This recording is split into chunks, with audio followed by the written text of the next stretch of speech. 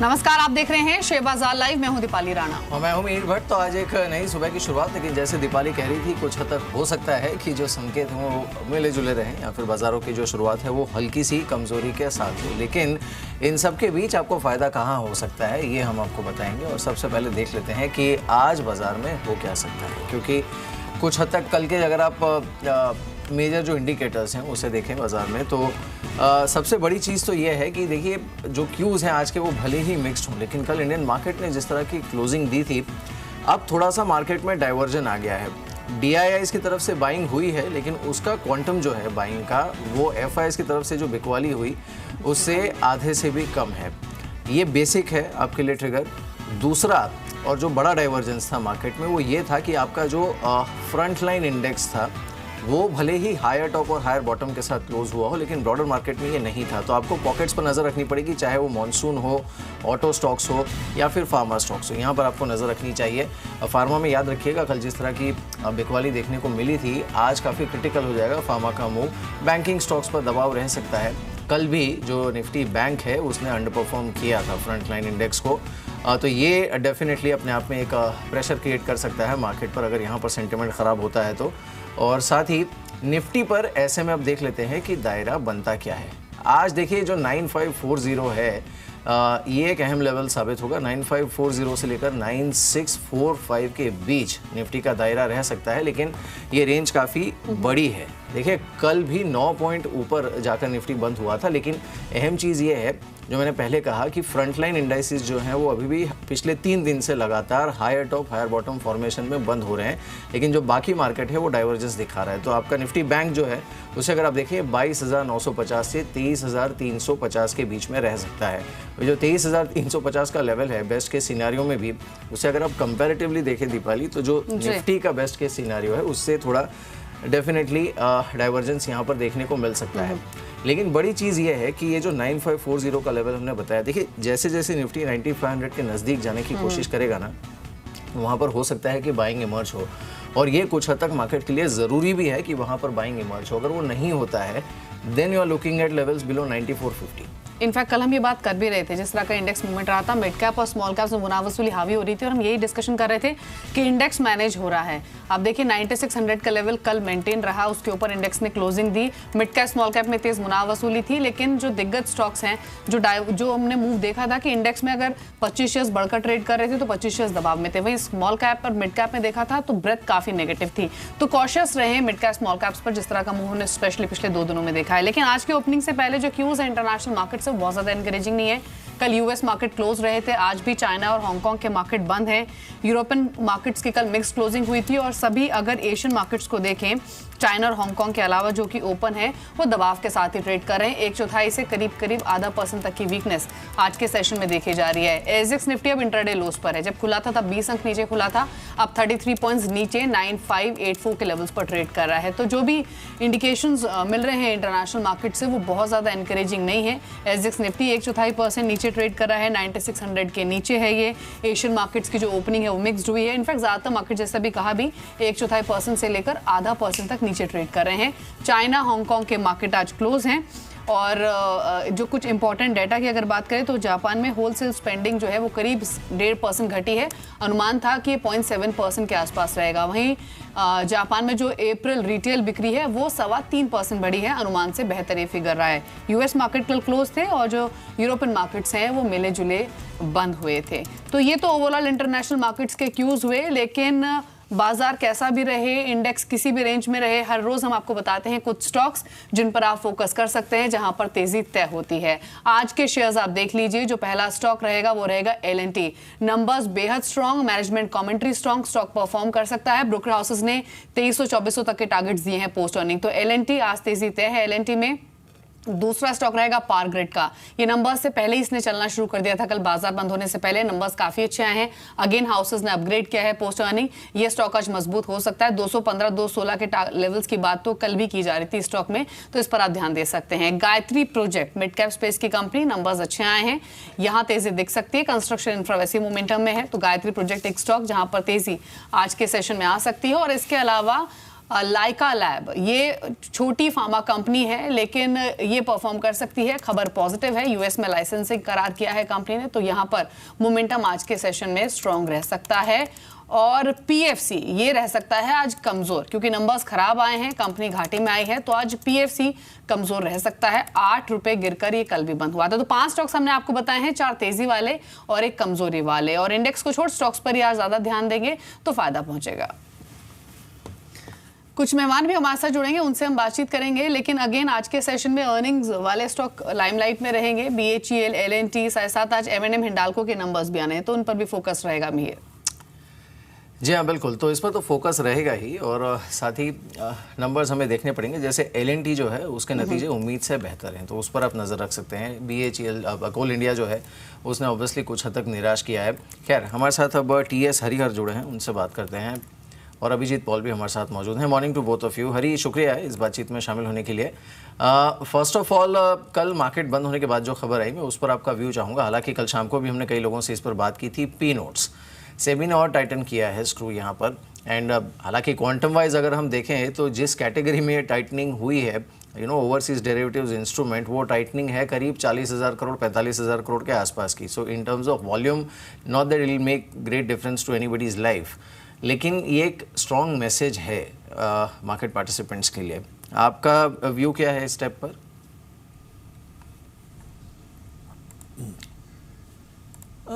मिहिर, देखिए, हम लोग सब जानते हैं कि 2007 में जो पी नोट्स का प्रोपोर्शन था वो अबाउट 51% था। आई थिंक आज की तारीख में पी नोट्स का प्रोपोर्शन अबाउट 5.9 या 6% है। तो as a proportion P notes बहुत ही छोटा हो चुका है जहां तक इंडियन मार्केट्स का सवाल है। इम्पैक्ट मेरे ख्याल से लार्ज कैप से तो कोई इम्पैक्ट ज्यादा पड़ेगा नहीं, because most of the large cap flows जो है वो I think normal FI route से आ रहे हैं। प्रॉब्लम शायद हो सकता है मिड कैप और स्मॉल कैप में, जहां पे अब भी काफी फंड के जो इन्फ्लोज है वो पी नोट्स के जरिए आ रहे हैं। तो मेरा मानना है कि कल लास्ट 2-3 दिन से हम जो मिड कैप पे करेक्शन देख रहे हैं, जो स्मॉल कैप पे करेक्शन देख रहे हैं, आई थिंक इसका कारण ये है कि एक्सपेक्ट किया जा रहा था कि शायद से सेबी की तरफ से कोई स्ट्रिंजेंट पी नोट रूल्स आएंगे, और मेरा मानना है कि because of this rule small cap और मिड कैप प्रेशर पर रहेंगे, बट लार्ज कैप और इंडेक्स में मुझे नहीं लगता कोई खास फर्क पड़ेगा। जी बिल्कुल। इनफैक्ट कल जितने भी एक्सपर्ट्स हमारी बातचीत हुई भी, वो भी यही मान रहे थे कि इस तरह के स्टेप अगर सेबी लेगी तो इससे एक ट्रांसपेरेंसी आएगी और एक पॉजिटिवली इनफैक्ट उसको देखा जा सकता है। इस पर और भी बातचीत करेंगे, लेकिन डेरिवेटिव डेटा को भी एनालाइज करेंगे। लेकिन आपकी जिन भी एक्सपर्ट से कल बातचीत हुई, मीर, उनका कहना क्या था मार्केट के लिहाज से कैसी खबर है? नहीं, देखिए, इसका कोई खास असर इमीडिएट शॉर्ट टर्म में तो पड़ेगा नहीं, क्योंकि सेबी ने वक्त अच्छा खासा दिया हुआ है, 2020 तक का टाइम दिया हुआ है, तो वो टू दैट एक्सटेंट कोई नीजक रिएक्शन देखने को नहीं मिलेगा। पर ये एक रीआइट्रेशन है सेबी का और फाइनेंस मिनिस्ट्री का पहले जो स्टांस था कि हम पी नोट्स को डिस्करेज करना चाहते हैं, ये और एक रीआइट्रेशन है उसी कदम का, जो इनिशिएटिव्स अब तक लिए हैं बजट में जिस तरह की बात हुई थी। सो स्पेक्युलेटिव मनी जो है उसे कब करने की जो बात है, उस दिशा में और एक बार फिर से इसे रीइटरेट किया गया है। जी, तो इम्पोर्टेंट खबर है। हालांकि जिन भी जानकारों से कल बात हुई थी, कल जैन गुप्ता से भी हमने बातचीत की, तो उनका भी कहना यह था कि इससे और ट्रांसपेरेंसी आएगी सिस्टम में और इसको पॉजिटिवली देखना चाहिए। इनफैक्ट उन्होंने कहा क्या था वो भी सुनवा देते हैं आपको। हम इसको देखते हैं कि एक सिंबॉलिक इशू है, और ये सेबी मैसेज देना चाहता है कि वो पी नोट के मामले में फुल ट्रांसपेरेंसी चाहते हैं, और फुल ट्रांसपेरेंसी का मतलब ये होगा कि आगे चल के जो पी नोट का है, वैसे भी हम लोग देख रहे हैं कि पी नोट की काफी तादाद कम हो गई है, तो आगे कम होगी और वो फुल ट्रांसपेरेंसी चाहते हैं। तो दिस इज वन मेजर, इसकी वजह से पी नोट का वॉल्यूम कम होगा।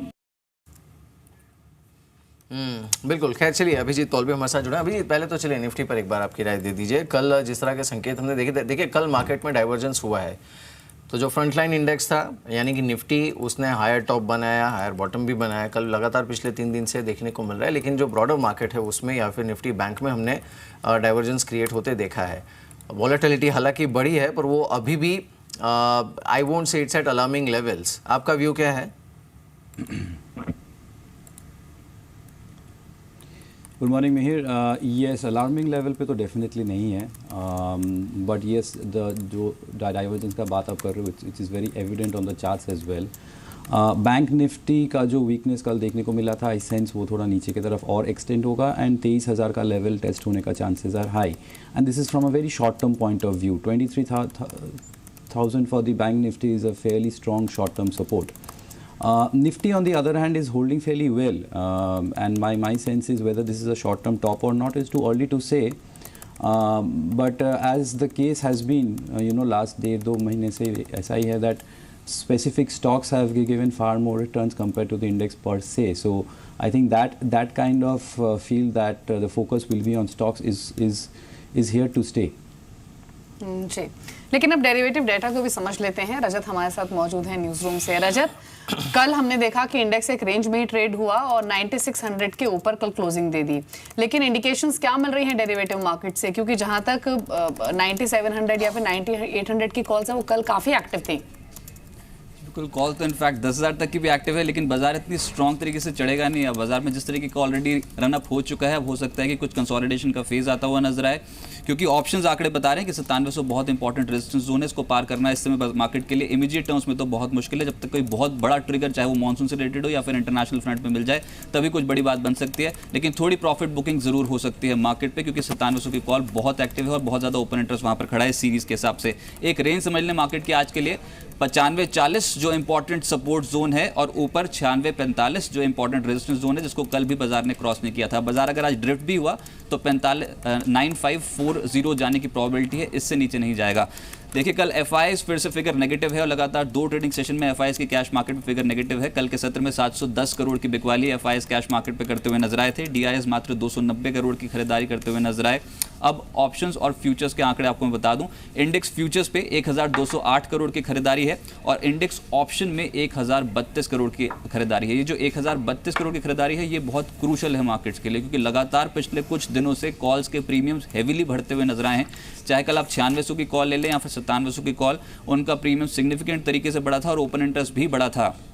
ओपन इंटरेस्ट का बढ़ना कोई इतना एनकरेजिंग फिगर्स नहीं मानी जाती डेरिवेटिव के हिसाब से, क्योंकि कहीं ना कहीं रेजिस्टेंस लेवल्स बन जाते हैं मार्केट्स के वहाँ पर. अब आप ये देख लीजिए, जो सबसे ज़्यादा ओपन इंटरेस्ट बिल्डअप है वो इस समय 9700 की कॉल पे ही है. इसलिए मैं बार बार कह रहा हूँ कि 9700 के लेवल को क्रॉस करना बहुत मुश्किल है. ड्रिफ्ट होगा मार्केट, 40 पॉइंट्स के आसपास की गिरावट इसमें मार्केट्स पे एक्सपेक्टेड है. तो अगर हम यहाँ से ड्रिफ्ट भी होते हैं तो 9540 से 9550 तक के लेवल्स पे आके रुकेंगे. और इंपॉर्टेंट ये है कि बेस शिफ्ट कर चुका है मार्केट पिछले कुछ दिनों में. 9400, 9500 ये इंपॉर्टेंट बेस लेवल मार्केट्स के बन चुके हैं. तो लोअर साइड पे इनको तोड़ना भी मार्केट के लिए बहुत मुश्किल है. तो आप क्वेश्चन समझिए, 9500, 9550 के लेवल पे मिलेगा और हायर लेवल पे 9640, 9650 के क्रॉस होने की संभावना है नहीं. बिल्कुल, तो वही है कि रेंज थोड़ी सी लिमिटेड रह सकती है. खैर, स्टॉक स्पेसिफिक एक्शन देखने को मिल सकता है. लेट्स स्टार्ट विद एल&टी के नंबर्स भी थे. एल&टी पर इस समय अभिजीत आपका व्यू क्या है? बिकॉज प्राइमा फेसी एटलीस्ट ये कहा जा सकता है safely numbers are better than expected.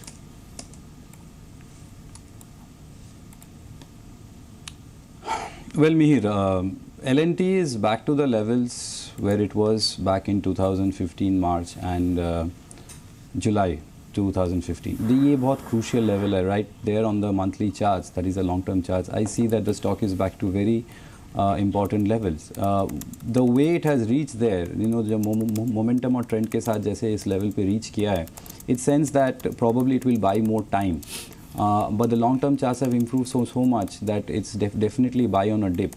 नीचे की तरह 1700, 1720 का एक support zone है. And I will suggest keeping in mind that overall structure जैसे market का है, which is in a very strong uptrend. Buy on dips on price structures like this is highly recommended.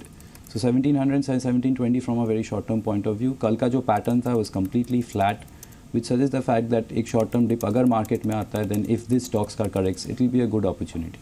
Ji, in fact numbers के बाद जितने भी houses की report आई है L&T पर, उन्होंने अपग्रेड ही किया है स्टॉक को. 2000 से बढ़ाकर टारगेट जेफरीज ने 2300 के दिए हैं एल&टी पर. कैपिटल गुड स्टॉक्स क्या आज हरी थीम रह सकते हैं मार्केट की? क्योंकि एल&टी के अलावा बीएचईएल के अगर हम नंबर्स देखें तो नंबर्स एक्सपेक्टेशन से बिलो रहे हैं, लेकिन इंपॉर्टेंट बात यह है कि तो मार्जिन में इंप्रूवमेंट आई है, 500 बेसिस पॉइंट मार्जिन कंपनी के बढ़े हैं. और दूसरा ये मैनेजमेंट ने खुद कहा है कि जो स्ट्रेस प्रोजेक्ट्स हैं उसमें रिडक्शन हुआ है और Q1 को लेकर भी वो काफी उन्होंने बुलिश कमेंट्री दी है. ये बीएचईएल एल&टी दोनों पर क्या व्यू है आपका हरी? दीपाली, हमारा क्लियर प्रेफरेंस एलएनटी के लिए है। देखिए बीएचईएल का जो मार्जिन इंप्रूवमेंट के आप जिक्र कर रहे थे, इसका काफ़ी हद तक the reason is a strong rupee, क्योंकि बीएचईएल का एक बहुत बड़ा इंपोर्ट कंपोनेंट है और उन्हें एक स्ट्रांग रुपी से बहुत बड़ा फायदा होता है। और ये कहाँ तक सस्टेन होगा कहना मुश्किल है। See the reason I am impressed with L N T, यदि आपने कल उनका नंबर देखा तो जो 29.5% ग्रोथ इन प्रॉफिट्स है, आई थिंक वो एक तरफ। आप उनका ऑर्डर बुक देखिए, 2.5 लाख करोड़ का उनका ऑर्डर बुक है, at that level the order book is grown by 5%। और आप लास्ट क्वार्टर में देखिए, आई थिंक डोमेस्टिक ऑर्डर्स और इंटरनेशनल ऑर्डर्स दोनों में बहुत बड़ा इजाफा आया।